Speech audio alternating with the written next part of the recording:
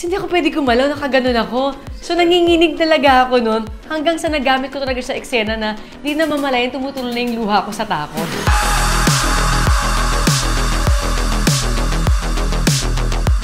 Hello, this is Marian Rivera at sa video na ito, i-breakdown natin ang shot by shot ng mga ilang iconic scenes ni Teacher Emmy sa Balota. Kaya panoorin na natin. Okay, yan ang aking day 1. At ang pagkakaalala ko niyan, sinabi sa akin ni Direk, meron tayo dito sa Pilipinas na pinaka-hottest, pinaka-mainit na panahon na mararamdaman natin. At ito yung araw na to. Nasa labas kami nag-shoot, tapos sobrang init talaga. At first time kong gamitin yung balota na totoong balota. Kasi parang nung una, medyo mock-up yung gamit ko. Pero nag-decide ako na gamitin ko yung totoong balota. So ito yung first day ko, na pag-uwi ko ng bahay, puro pasa ako. Kaya hindi ko yung makakalimutan. Gumagapang ako dyan, papunta dun sa truck. So, sobrang init talaga nung floor. As in, talagang yung tutok ng araw, ibang klase talaga. So, nung pagganon ko talaga ng kamay ko sa floor, sabi ko, ay, mainit talaga. Pero dahil yung adrenaline ni Teacher Emmy sa pagtakbo, sa pagtatago, parang hindi ko na-inda.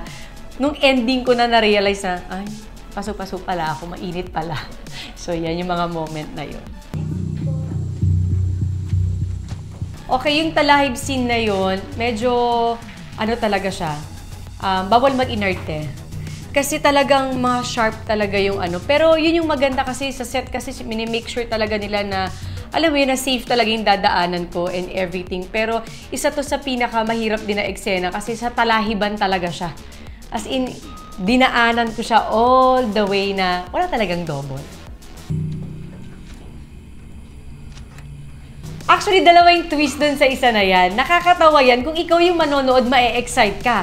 Kasi hindi mo alam kung makikita ba ng mga otoridad si Teacher Emmy sa pagtatago niya yan. At kaya imagine, may nakita si Direk kasi dyan na parang puno, na parang may curve na pwede mo talagang taguan. So, dun talaga siniksik talaga yung sarili ko. Tapos tinago ko yung sarili ko dun. So, may mga langgam dyan, may mga lamok, diba? At saka dyan yung eksena na nabagsakan ako ng camera at nagkabukol ako ng araw na yan. And then sa eksena na dyan, kung talagang titignan yung mabuti, sinut kasi namin ito na medyo umulan tapos maputik.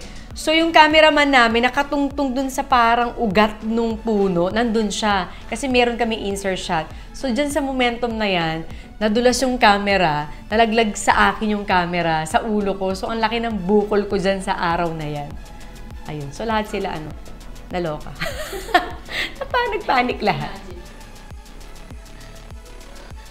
So, yung araw na yan, na umaakit ako sa puno, hindi ako nagpapahalata sa kanila. Pero lahat sila tinatanong nila kung okay ako. Kasi sa totoo lang, sobrang taas niya. At the same time, umaakyat talaga ako ng sarili ko lang. Tapos iniwan nila ako sa may puno. Tapos sabi nila, oh, out na lahat!